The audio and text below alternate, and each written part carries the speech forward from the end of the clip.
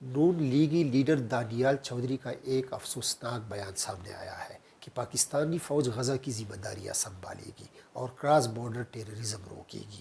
نون لیگی leader T V پہ بیٹھ کر یہ بیان دے رہا ہے۔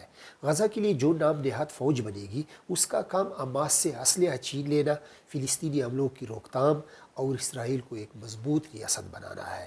ہماری لیگی رہنما دانیال چودھری نے جو بیان دیا ہے اس سے اسرائیلی بیانیے کو تقویت ملے گی۔ دانیال چودھری کو اس طرح کے بیان دینے کی اجازت کس نے دی؟